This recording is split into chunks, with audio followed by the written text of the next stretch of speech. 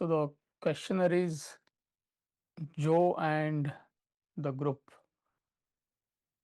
and we have the reference Holocaust of Attachment book, chapter 1, topic 3, power of mind,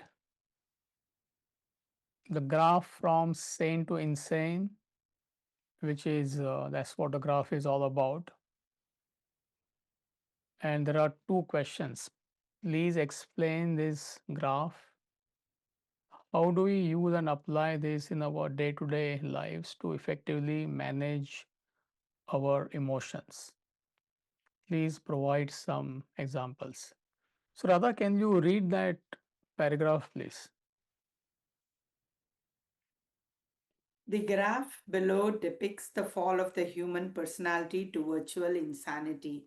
When the intellect is weak and the mind overpowers it, the person would initially become emotional, and with further loss of intellect and mind's domination, he would turn eccentric, next hysterical, and ultimately insane. So, that's the reference. And the first question is explain the graph. What is it all about? What's the main concept here? That's what he wants to know, Joe, right? First question. So, see, the main point here is intellect has to manage mind at all times. So, when you do that, or whoever does that, such a person is called as a sane person. Person. So, 100% intellect is available. And the extreme, other extreme is zero intellect is available, which is a state of insanity. So, between sanity and insanity, the graph depicts what happens when mind starts overpowering your intellect, overpowering your personality. So, first sign that mind is taking over or has taken over is person becomes emotional. I'm going to come back to it, just trying to explain. Mhm. Then as intellect degenerates further, that state is called as eccentric. Yeah. Next is one becomes hysterical. Yeah, there you go. So hardly the intellect is available, let's say 25%, and 75% of the actions are backed by mind. And the worst case scenario is insanity, where it's all 100% mind and 0% intellect. So that's what the graph is depicting. So the effect of what happens when mind overpowers our personality. That is a graph all about. So it depicts the degeneration of the intellect. And when that happens, you cannot direct your life to achieve your goals, any aspect of life. It will affect your personal life, it will affect your family life, it will affect your professional life, it will affect your interaction with society, community, with everyone. So that's what is being depicted. So you have to have complete control on your mind. That's the ideal. So that's what the graph is all about. I think we all understand that, isn't it? So it's quite straightforward. So the second question is, how do we apply, how do we use and apply this in our day to day life to effectively manage our emotions? Please provide some examples. So you want to know more about emotions, if I am not mistaken, correct? Yes. Yes. Yeah, got it. So you understand what happens when emotions take over your personality. So you get such a person gets affected by emotions. Number one. Number two, such a person starts acting on emotions. The two things. You are bothered by emotions, nothing wrong in having emotions, but you become emotional. That is number one. Number two, you start acting impulsively on emotions and feelings. They are synonyms, and that can affect your life in a major way. So, what are the examples? I mean, we always give examples like let's say in a relationship, like husband and wife relationship. So, when emotions take over, then there are problems. And the best example of this is the play Othello. You must have heard me giving this example like n number of times, isn't it? So, what happens to Othello? He was a good man, he was a decorated soldier, but Mhm. emotions completely overpowered his personality. So, emotions, when emotions overpower your personality, there is no logic, there is no reason. So, the relationship suffers. Yeah. It's almost like living with a mad person. I'm magnifying. I mean, so how do you relate to an emotional person, emotional spouse? It's very difficult. And there's a very famous statement in Othello: one who loved not wisely but too well. One who loved not wisely but too well. Too He much himself humor. says, like, I love too well, I love Desdemona dearly, which is a fact, but not wisely, meaning there was no intellect at all. He became totally emotional and he acted on those emotions. And we know what happened. It's a tragedy, right? So he ended up killing Desdemona and he killed himself in the end. So that's the effect. So that is as far as relationship is concerned. Let me give this example. Another area where emotions run very high is the parent and children relationship. So rarely you will find parents they are acting on logic and reason. They become emotional when dealing with their children and they act on emotions. So what happens? Like good many children, they are spoiled.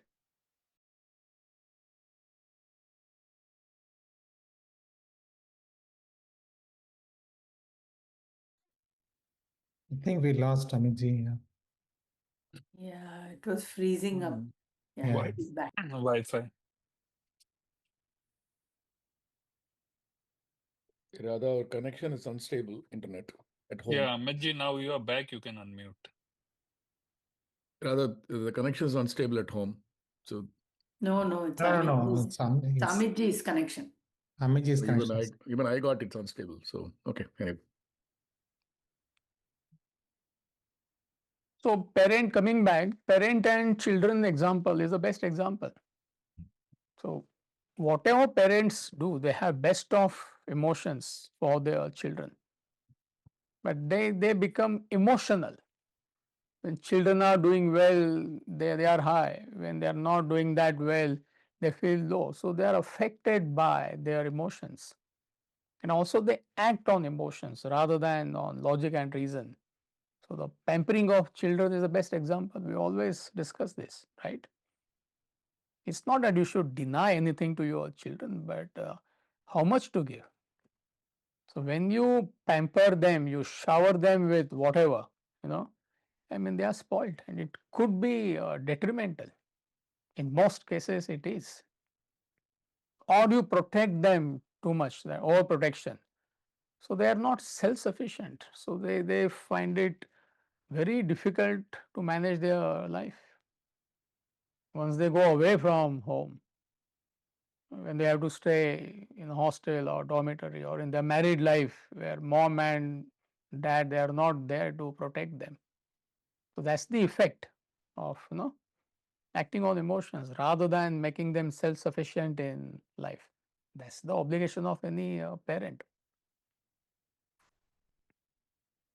Then the third example, which again we discuss, like if somebody close to you is not well, So good many people, they cannot handle that, you know, become so emotional that you can't manage the medicine or whatever has to be done. So you need a solid intellect, stable mind to deal with that situation. And often we talk about the workplace, I mean, if there is some politics, backbiting, and all that, which is there in any place. So people, they are affected by their emotions. They remain disturbed. So you lose logic and reason, and action suffers. That's the consequence. Examples we can go on multiplying. So the main point here is when emotions take over, number one, you are affected by your emotions. Number two, you cannot act on, your action suffers because there is no logic, there is no reason. So that's the price one pays. And it could be detrimental in many cases. That is where we discuss Othello's example. And when we discuss Othello's example, I mean, was the divorce rate in America very, very high, anywhere between 60 to 70%. So, what is happening? Emotions have completely taken over. So it's not theory, it's not that 500 years back Shakespeare wrote something. You get the point. It is happening even now. In fact, it is more pronounced now than it was then.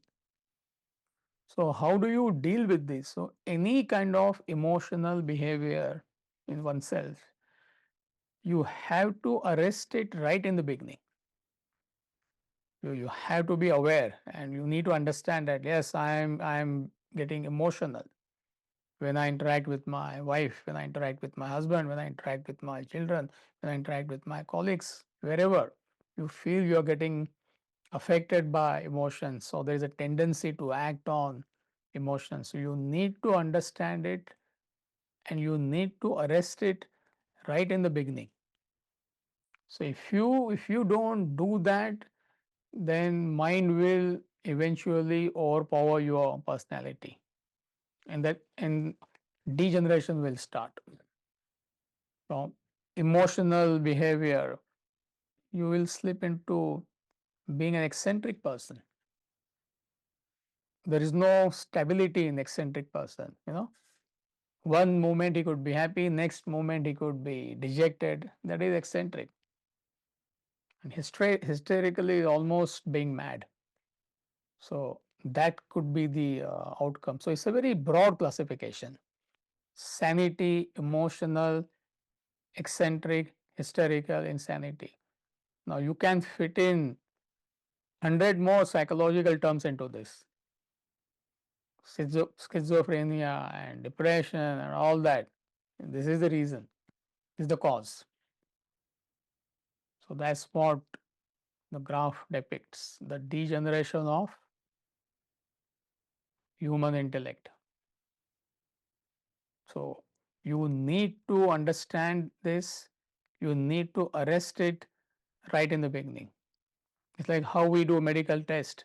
If your cholesterol is high, let's say 240, 250, you have to attend to it ASAP, isn't it? You can't postpone it. If you postpone it, what will happen? You will get into serious trouble at some stage in your life. So, with this knowledge, with whatever intellect you have, understand what is happening to you. When I say you, mean applies to all of us. And if problem is beyond your control, you need to surrender to a superior intellect. See, there could be situations in your life where you are not able to deal with it. You may understand this in theory, but you may not be able to apply this because at that moment or in that particular situation, your mind has completely overpowered your personality. You have become too emotional. So in that case, you need to surrender to a superior intellect So that person can understand what is happening to you, and he or she can tell you what to do. But eventually, you need to fortify your intellect. There is no other solution. So that's the graph all about.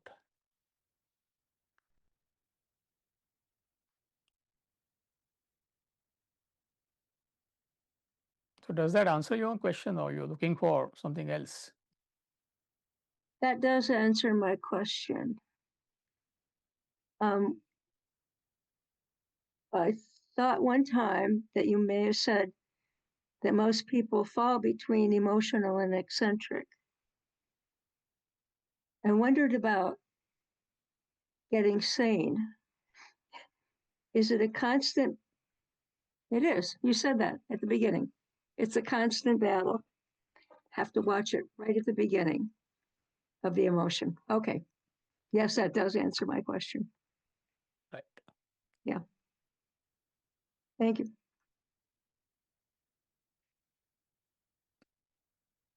So is group okay with this concept, or any doubts? Amitji, like, to recognize it early that I'm getting emotional, especially like the example you gave in a confrontation with your spouse. And it's very, very difficult to, at that point, number one, to recognize, and number two, to walk away from it. And before I get emotional. What's the solution in that case? Is again fortify the intellect? See, there is no other solution. Okay. I mean, ideally, intellect should be available before the action. Yeah. So you don't get into that kind of a situation, but it's a very high state. Yeah. Second is, you are about to get emotional due to confrontation or whatever, but at the last minute, intellect kicks in Okay. and you are able to arrest it. Right. Third is, intellect becomes available after the action. Right. You regret, oh, I wish, I mean, unnecessarily I screamed at her, unnecessarily I lost my cool, you know. So ideally, is intellect should be available before the action. So for that, I mean, you need a strong intellect. But Right. most people, they belong to the fourth category, that even after repeated actions, intellect never becomes available. So that is, and that is most people, that is that's why 70% divorce rate in this country, Yeah. nothing helps, because it's like cholesterol has gone through the roof. You're a doctor now. A patient comes to you with, I don't know, I'm super magnifying, 800 cholesterol. I mean, what can be done? Yeah. On the verge of dying. So better go to a doctor when you find that the ideal cholesterol should be whatever, I don't know. Is it 140, 150, 180?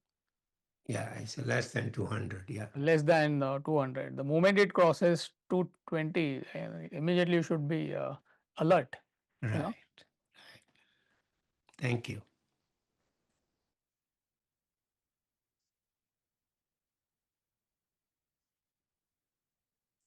So are we okay? I have a question. Please. If the intellect is there, but ego comes in between, and then you be more worse and worse. Is there It is same thing. Mhm. Ego overpowers you when intellect is weak. Otherwise, how? I mean, it's a sign of weak intellect. Yeah, okay, yes. Ego itself is a sign of weak intellect. Mhm.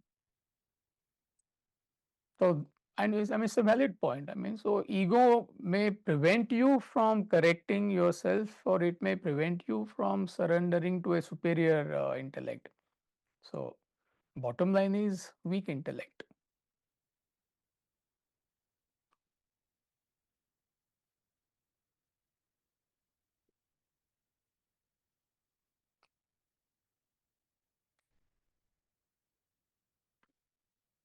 All right, so should we move on to the next question?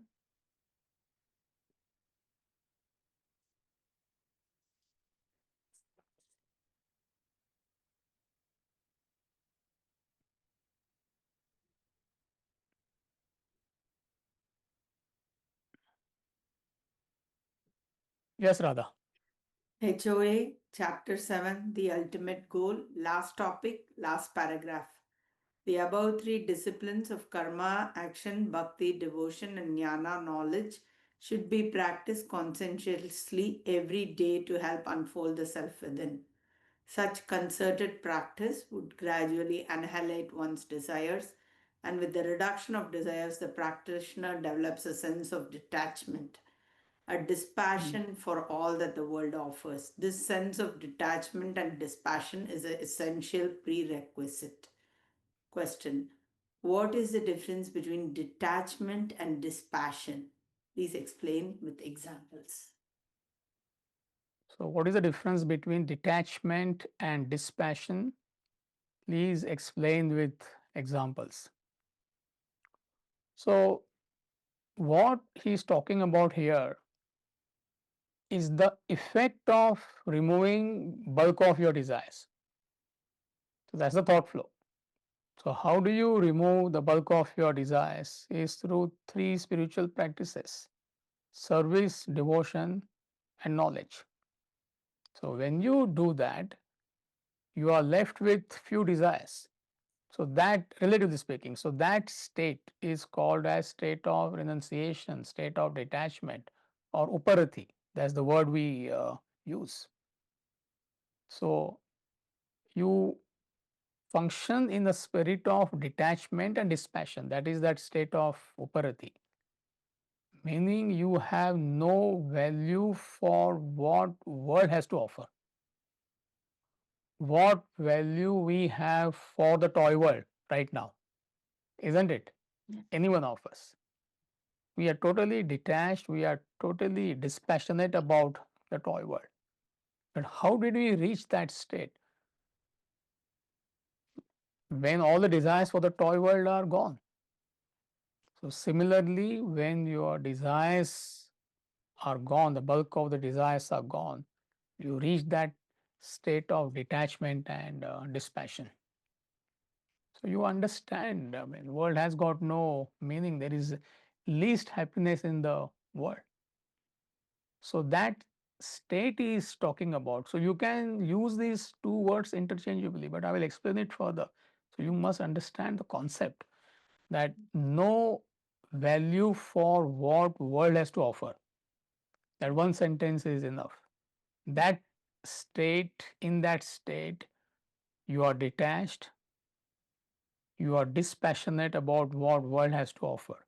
Best and worst of things don't make any difference, as opposed to ignorant people who are totally attached to whatever they contact in the world: name, fame, family, reputation, power, any aspect of the world. They have too much of value, they are totally attached to this. So, in their ignorance, they don't understand that world is a passing phenomena. Everything in the world is impermanent, every aspect of the world is sorrow bound. They do not understand that. So, therefore, they are attached, they are totally passionate, meaning they're totally involved in all aspects of the world. But here we are talking about a person who has offloaded bulk of his desires due to his knowledge, due to his growth. So, in that state of growth, in that state of renunciation, which is a product of your own efforts, you are detached, you are dispassionate about what the world has to offer. So, you have that wisdom to understand what is permanent, what is impermanent. I'm explaining from a different angle.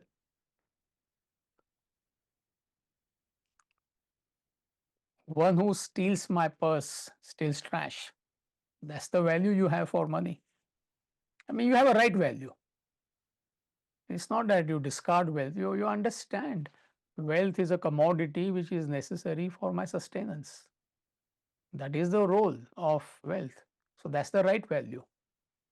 So wealth may go up, wealth may go down, you're not attached. So in that sense, that statement is made. Shakespeare makes that statement. One who steals my purse steals trash. Stock market falls by 10%. I mean, how does it matter? Goes up by 10%. How does it matter? You know?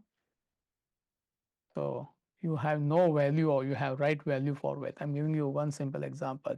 So you understand what is permanent, what is impermanent. Every aspect of the world is impermanent.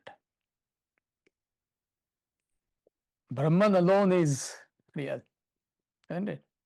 Brahma Satyam Jagat Mithya. The whole world is an illusion. It's a passing phenomena. So that wisdom you have in that state. Children's wedding, passionate I am talking about. See, it's not that you don't enjoy. It's not that you don't participate. But when passions take over, 1 year, 1.5 years before itself, both mother and father, they are like two mad people in the house. Most cases, it is like that. So dispassionate. Dispassionate meaning, yes, you understand, you enjoy. It's a joyous moment. But you're not either excited or dejected in that sense. That word dispassion is used. See, Swamiji often gives this example. You're doing e-learning. So when Swamiji got married, when they were like 70, 80 years back, his father went to work on that day, like any other day. Yes, he worked for half a day. Wedding was in the evening or whatever, you know. So father went to work like any other normal day. It's the best example of dispassionate. That doesn't mean he is not interested in his son's marriage. So where is that and where is that? You know, excited to the extent of going crazy. You get the difference. The same marriage may fall apart within 3 months, 6 months. And then parents are dejected. Oh my God, what happened? What happened? So dispassionate meaning you're not a victim of your own emotions. You understand. I mean, world is nothing but joy and sorrow. If something joyous happens, I mean, you enjoy. You feel nice. When something unpleasant happens, you understand. Fine, it's not a it's not a permanent thing. So in that sense, the word dispassion is used. So dispassion can be used for your emotions, and detachment can be used for your attachments, worldly attachments or any attachment. Yes. Lord Rama, he was about to be coronated. You know that, right? The most qualified person in the kingdom. And celebrations are going on, invitations are sent out. You know, thousands and thousands of people have gathered. And he's told that he will not be coronated because his stepmother plots against him. So he was about to be coronated, and next day he's sent to 12 years of forest life. 12 or 14 years, how many years? 14. 14 years of forest life, Vanvas. It did not make any difference to him. The state of detachment and dispassion. Again, after 14 years, 15 years, whatever, he was crowned as a king. He did his best as a king, which is called as Ramarajya.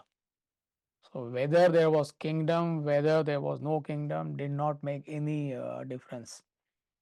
So it's not that you live a life of a recluse. That is where the misunderstanding lies. You may be the most powerful person in the world. You could be the most richest person in the world, but you have no value for what world has to offer. You may have best of health. We all have to put efforts to be healthy. It goes without saying. But one thing is to be totally attached to your health, totally passionate about it. You know, when you have that fitness, anytime you can lose your health, anytime disease can take over. There is no control, right? So, though you keep your body in best repair, but you are at the same time you are detached. There is dispassion towards the whole thing. You do best for your children, you do your obligatory duties. At the same time, you have that spirit of detachment and dispassion. If you don't have that, you will be tossed like a feather in the summer breeze. Any aspect of life. So when do you reach that state? Through spiritual practices, action, which is service, devotion, and knowledge. Karma yoga, bhakti yoga, jnana yoga. Bulk of the desires are gone. So what happens when the bulk of the desires are gone? That effect he is referring to is that state of uparati, state of detachment, state of dispassion.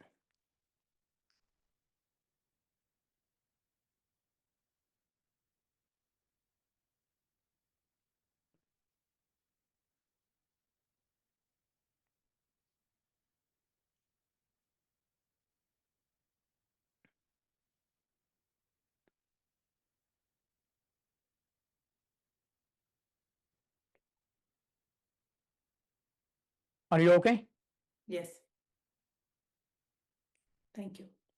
Is group okay?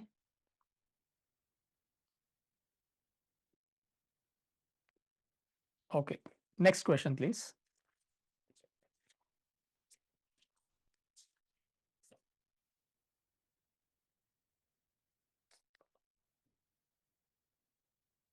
Yeah, Anna, can you please read your question and a reference?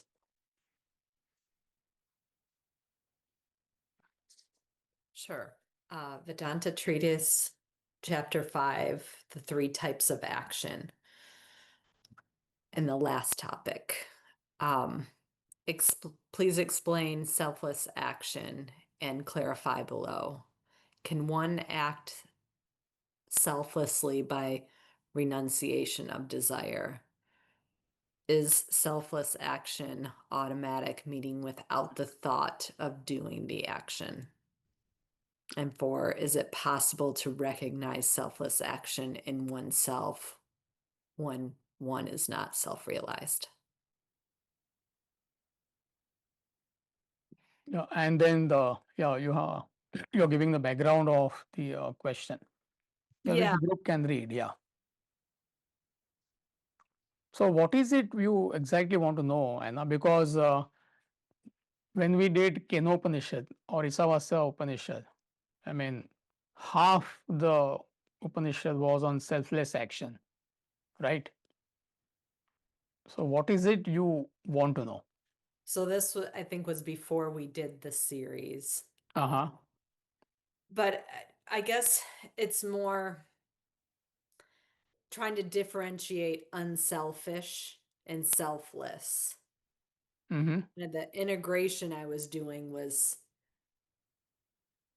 selfless, even though it's said in many different contexts outside of Vedanta. Every professional coach will talk about their player being selfless, or in different contexts too. So I'm just trying to delineate for myself. If I think of an action and being unselfish or selfless in that action, I feel like if I have to think about it, it's unselfish at best and probably selfish. And I feel like I can only see it in retrospect if it was a selfless action or not. It's not like I can catch myself and be like, "Oh, be selfless here and do that." And that's more, I don't know, I'm trying to feel like that's more the delineation between kind of the perfect action, is that it's automatic. It's not something I can intentionally do in like from moment to moment. Yeah, I understand. Okay. See, we are using the word selfless action in a particular context. We are giving it a meaning. So that's not the meaning others will have. right? So we are explaining what it means. So see, that's the context. So the selfish action performed with selfish desire. So there are three types of actions, right? Actions performed with self-centered desire, which is called as selfish desire. Then higher than selfish action is action with unselfish desire. Still there is a desire, but it's unselfish. Selfish person is just working for himself or herself. What can I get out of any action at physical, emotional, or intellectual level? So that is self-centered person. Unselfish person, he wants to do something for others. Still there is a desire. I want to help others, so which is far superior compared to selfish action. But still there is a desire, therefore it is called as unselfish action, which is backed by unselfish desire. And action without any desire is called as selfless action. So that's the connotation. That's the that's what we mean by selfless action. So people who are not familiar with these terms, they also may use the word selfless action, but they mean something else by selfless action. That is where the confusion is coming. You get my point? So we often give this example that one of the main principles of communication is clarity. Clarity in the sense, if I use a particular term, what do I mean by that? I have to explain it.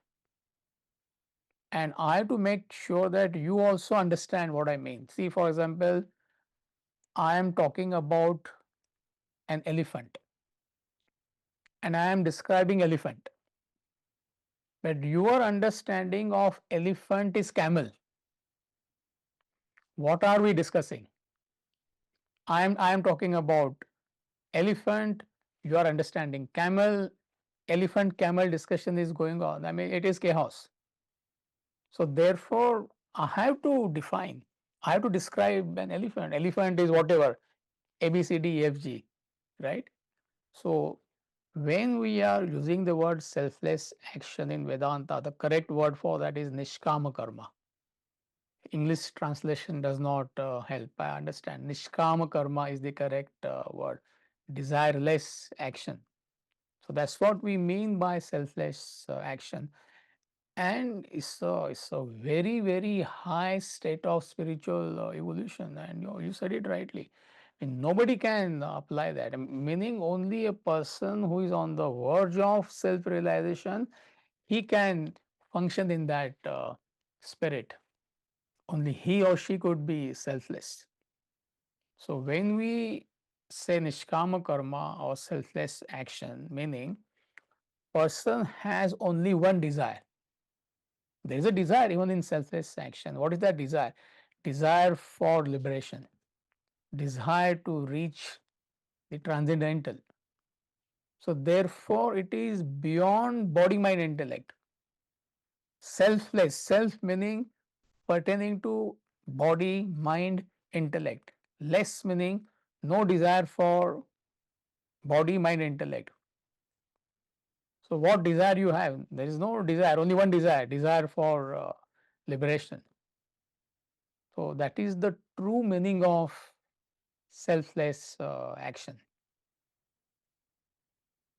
And person who has reached that state, a highly evolved seeker, he functions with that spirit in the world. Like you and me, doesn't matter what you do. He just expresses his talent to the best of his ability, whatever talent he has. He may be a doctor, he may be a lawyer, he may be a management consultant, he may be a sportsman. That's the background you are giving. His aim is only one in life. He has only one aim in life. I have to reach the ultimate. All other desires are gone. But since he has to function in the world, he just expresses his talent to the best of his ability. No interest in whatsoever he is doing. But he does his best. no prefixes, no suffixes. So that is true selfless action. But then we try to bring it down to our level. So it's not that we cannot practice selfless action. It's not that zero. So what is selfless action? So the easy explanation of that could be you remove that I and my and ego from your action. Or to the extent you remove that sense of I, my, ego from your action, whatever action you are doing, what is left is pure action. And that pure action is selfless action. This is an easy way of understanding, and we all can relate to that. And why it is necessary? Because even in unselfish action, there could be ego involved, there could be desire involved, you could get result oriented. No doubt it is far superior to selfish action, but still there is an element of ego, there could be good element of ego. I want to help others itself is an ego. Who are you to help others? Swami Ram Tirtha's famous statement, the moment you want to become the reformer of the world, you become the deformer of the world. What does that mean? The moment you want to become the reformer of the world, you may mean well. He says you become the deformer of the world because your ego is there, you are still attached to action, still result orientation is there.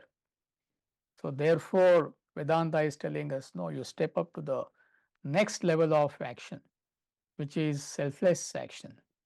So just try to remove that sense of I and my when you are acting, I'm talking about unselfish action. Definitely you have a higher ideal, but still that I and my and result orientation, likes and dislikes, all are there, you know.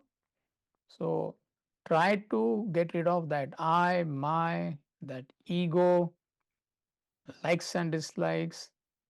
Kartutva bhavana, bhoktrutva bhavana is a word we use. Sense of doership and sense of enjoyership. All these are pollutants in action, isn't it? So to the extent you get rid of these pollutants, to that extent you are marching towards selfless action. This is how we can understand it. And the second, what was the second question?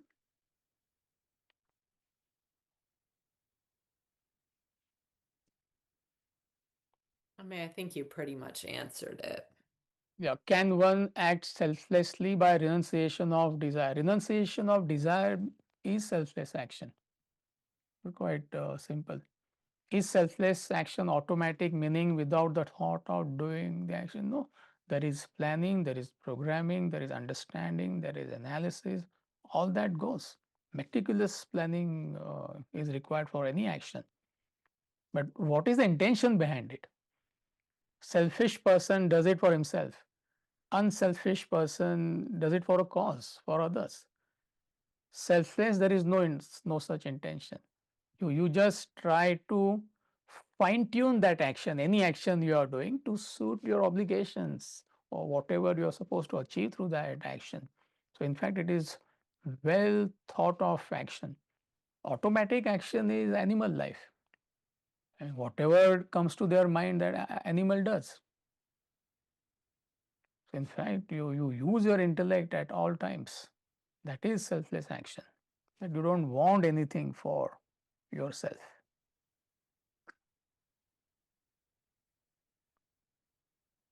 And how do you know you are performing selfless action? To what extent action is agitating you?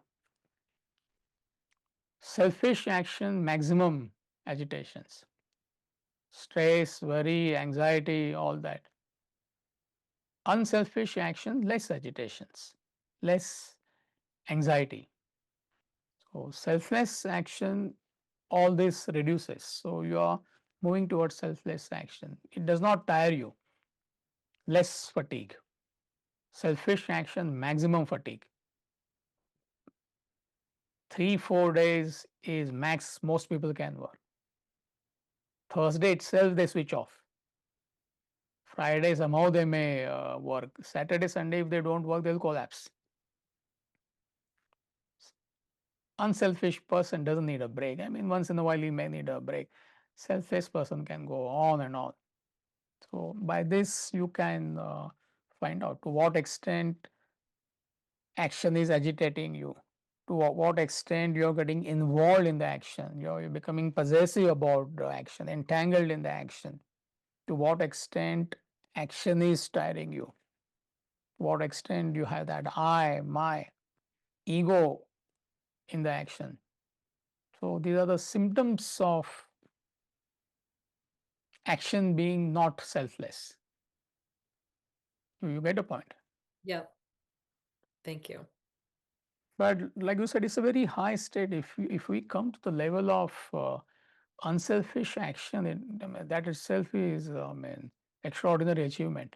But that's not it. That's what Vedanta is telling us. No, there is something beyond that. Otherwise, you will remain pinned to the terrestrial world.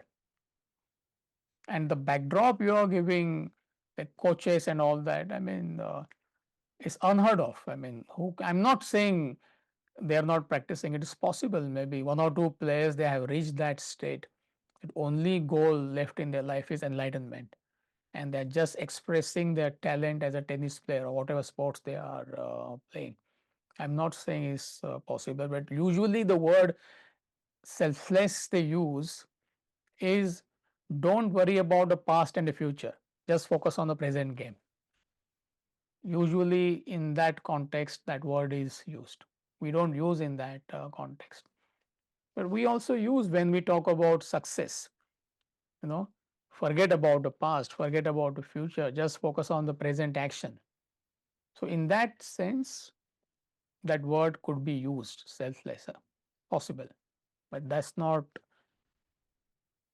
the word we use. And Vedantic sense, there is no such thing as Vedantic sense. There are three types of actions any human being can perform. So what is Vedanta? Vedanta is nothing but science of life and living. There is no Vedanta way. There is a scientific way of functioning. What highest any human being can achieve. So selfish is the lowest, unselfish action is far superior to selfish. Highest is selfless. So any human being is capable of doing that. So that piece of knowledge is called Vedanta, eternal principles of life and living. So there is no such thing called a Vedanta way, no Vedanta, not Vedantic way. There is no such thing.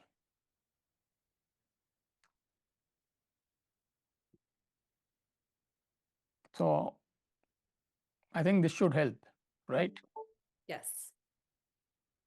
Thank you.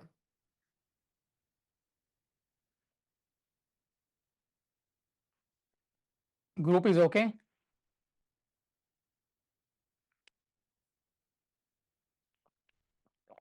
What's the time? 7:50, Amitji. We'll take up one more question.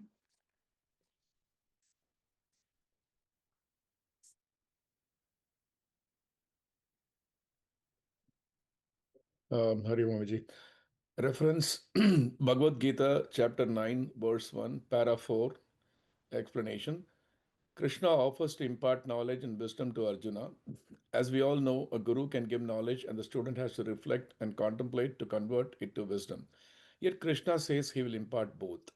Swamiji states in the explanation, the last four lines of the paragraph, he, the Lord, will impart knowledge so exhaustively, thoroughly, as to provide a built in reflection, ingrain the process of reflection in the teaching itself, so that the learner, perforce, reflects and converts the knowledge into wisdom. Please explain the term built in reflection and the last line, listener, perforce, reflects and converts knowledge into wisdom. So we have the reference, and the main word is built-in reflection. So Krishna tells Arjuna right in the beginning that I will give you knowledge along with wisdom. That's the question coming from. And we all know no teacher, no book can give you knowledge and the wisdom. It is a product of your own effort. So what does Krishna mean when he says, I will give you knowledge along with wisdom? So the knowledge will be explained in such a way in such a forceful and effective manner that it will have that impact on you. It will make you think. It is as simple as that. See, for example, on the road, there are many signs. Speed thrills but kills. Last 1 week, I've been driving quite a lot, so I'm just telling you one. Take a break, fatigue kills. So there's a built-in reflection there. You get my point. It makes you think. But if person is totally tamasic, it will not make any difference. It goes without saying. Speed thrills but kills, but there are many people, I mean, who they just look at it, it doesn't make any difference, isn't it? So similarly, knowledge is explained in such a, from so many angles, forceful statements are made that it will force you to think about what's the purpose of life. Buddhi nashat pranashyati. It's a very famous statement. Once you lose your intellect, destruction. It makes you think. You're about to do something silly, or about to take decision, you're emotional, you're acting on your feelings. Buddhi nashat pranashyati. You pause. Or uddaret atmanatmanam. Lift yourself. Man must lift himself by himself. So you need to put efforts. It's a very powerful statement. No teacher, no person can help you. I mean, they can guide you. At the end of the day, you need to lift yourself, by your own efforts. Or work for loka sangraha. It could be very inspiring. Why are you working selfishly? Work for the welfare of the world. That is where satisfaction lies, happiness lies. So it forces you to think. So in that sense, but if person is totally tamasic, it will not make any difference. You may be listening to the best of lectures and commit gruesome crimes straight after listening to that lecture. That is tamasic person. So obviously, he's not talking about such people. Mhm.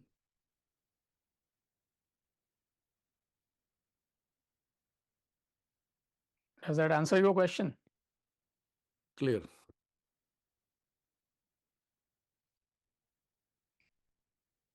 Yes, Avijay. So are we okay? Group is okay?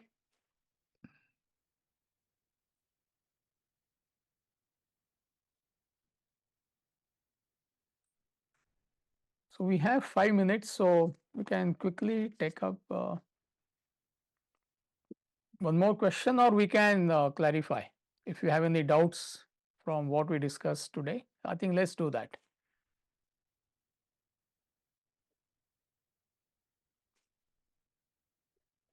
Amitji, Mm-hmm. for the action question, you said in the final explanation that when the sportsmen do it, it could just be that they're just performing action in the present without the past or the future. Right. So that could be really backed by a desire too, right, Amitji? You can have a desire and you can do an action, but you can still cut off the past and future and do it. Not possible. Not Selfish person will not be able to do it. You tell highly selfish person, don't worry about the past, don't be anxious about the future. He'll become more anxious, he'll become more worried. okay. It's not possible. So you're trying to tell a highly selfish person, just focus on the present game. Advice is correct, 100% correct. But self-centered person will not be able to do that because he is desperate to win the game for whatever reason. So to the extent that person is unselfish, to that extent he'll be able to apply this. The mind will be relatively calm. He'll be able to focus on the present game. Selfless is like he will stay in the present. So advice is not wrong. So that is what Aina's backdrop of the question is. Advice given by the coach is a perfect scientific statement. But how many can apply that? Or why they won't be able to apply? Because of their selfishness. So that nobody talks about. You get the point. A highly self-centered person, you are telling him, why are you worried about a result? He wants to play because of the result. something he wants, money, name, fame, reputation. So it doesn't work. Principle is correct, but it's not possible. Therefore, you have to work on becoming unselfish. Don't play for yourself. Play for the team, play for the club, play for your county, play for your nation. Then you find that mind is relatively calm. I mean, in the same, action question of Anna, the clarification is that you have to have, one has to has a desire Correct. to perform any action. At what point does one examine the action prior to performing the action, whether it is selfish, unselfish, or selfless? No, you will express your nature. Selfish person will function selfishly. I mean, how can you tell him not to be selfish? Yeah. Unselfish person will function unselfishly. He will do that action for others. Selfless person will function selflessly. So whatever is your nature, you will automatically manifest. But with this knowledge, you can slowly correct yourself. Okay. Selfish can become unselfish, unselfish can become selfless. But at that moment, you can't. I mean, how do you tell a highly self centered person what's in money? I mean, what's your problem? My only aim in life is to earn money by hook or crook. You can't tell him work for Loka Sangra, welfare of others. At that moment, but if he improves himself with this knowledge, then definitely in the future, why not? That's what we all are aiming for. Yeah, like most of us know about this theory part of it, selfish and selfish. So could Correct. we examine our action before Yeah, that? with knowledge, one could examine, but the point is, desires will not allow you to become unselfish overnight. Is the point. Right. Yes, definitely we are supposed to examine. Otherwise, what's the use of this knowledge? Yeah. Am I acting selfishly? Am I acting unselfishly? Whatever. If I am acting selfishly, I need to change myself. But that takes a while. And how you do that is repeated association with this knowledge. But definitely with this knowledge, we have to examine ourselves, our actions. That means producing stress, worry, anxiety, all negative things. Do I want to live this kind of a life? You know? Thank you.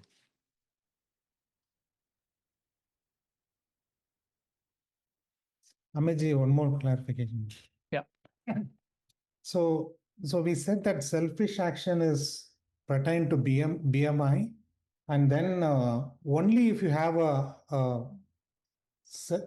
only desire, if you want to realize your realize self-realization is the only desire if you have, then you are moving away from any of the BMI, and then you are only focusing there. So it becomes selfless action, right? But also it's said that like if you have to do unselfish action, then community, anything relates to community or your even the nation or even the humanity of the world, then it still falls under unselfish. Correct, Aminji?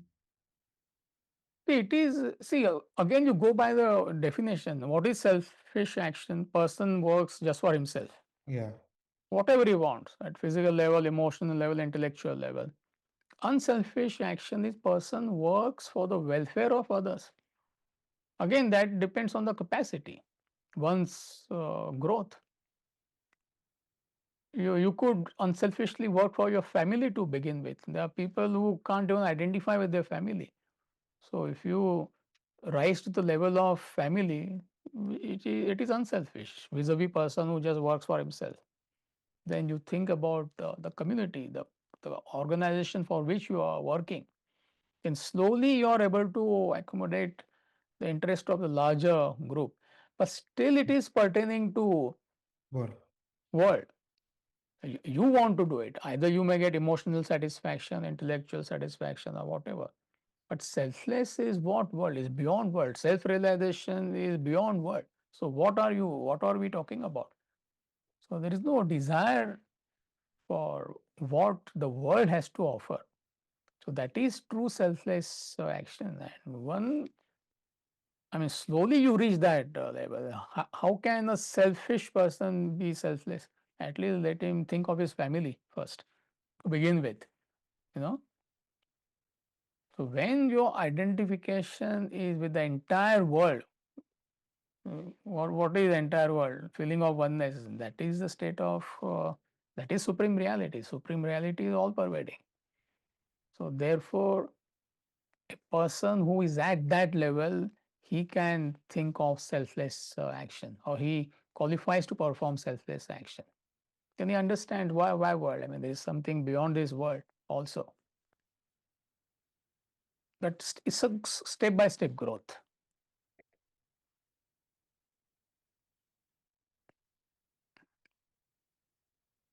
So are you okay, Vijay? Yes, Amitji. All right. So I think it's time up. Yeah, time up. Yes. So how many questions are left, Radha? 3, I think. Six, Vijay, 3, two more. 2. From today, right? Yeah, Amitji. Two And more. total? We have a lot more questions, Amitji. Okay, so we'll have at least 2 or 3 Yeah, yes, we'll Q&A have the whole, sessions. we'll need the whole month. Yes. Okay, all right, good. Thanks for the warning. I was trying to take a break, not really. All right, so yeah, have a good night, all of you, and see you on Saturday. Thank you, Amitji.